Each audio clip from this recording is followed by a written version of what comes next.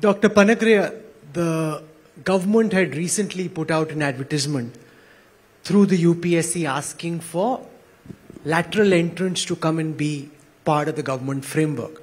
You yourself, in a way, are a lateral entrant in the government architecture. A short while before now, at the asking of the Prime Minister, the government had this ad back saying that they will not have any lateral entrants at the moment in the way that it was envisaged originally. Because opposition leaders like Rahul Gandhi and several others are saying that if you take lateral entrants, then there's no reservation. None of them are SC, OBC, tribals. The reservation criteria are not met. So outside of the politics, as somebody who's seen the government from within and without, can you explain why you think lateral entrants are important in government? And the politics that is ensuing at this moment, where because there are no reservation criteria applied, it's become a political ping pong, and the Modi government is under pressure so much so that it's had to roll back a decision that it's taken, which is not typical of this government. Dr. Panagariya. Yeah. No, I had feared that that might happen actually, so sorry to hear that. I wrote my first article on lateral entrants, and by the way, in that first article, Economic Times, somewhere in September 2000,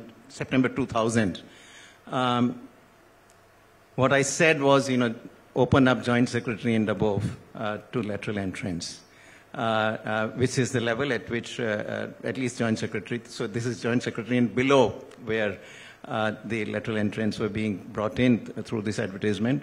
I think it is important. I mean, ultimately, that we need governance reform.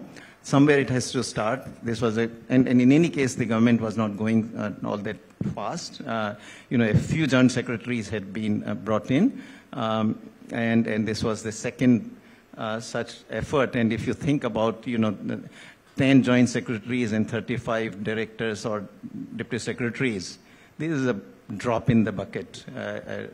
This is not a large number proportionately by any stretch of imagination.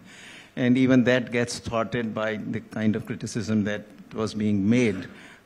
Is sad, but this is what this goes with the territory. Meaning, in a democracy, these forces do play out. But those of us who believe in reforms will have to continue to push at it. Maybe we have to find alternative ways to reform the civil service. Certainly, talent has to be brought in. I believe in both. I think generalists which exist in the government are capable of acquiring specialized skills, and likewise specialists like me coming into the government can acquire generalist skills. Not everybody is able to do that, but I think there are people on both sides among specialists who can acquire the necessary generalist skills to do things, and likewise within the government, the generalists who can acquire specialist skills. But we got to find ways. In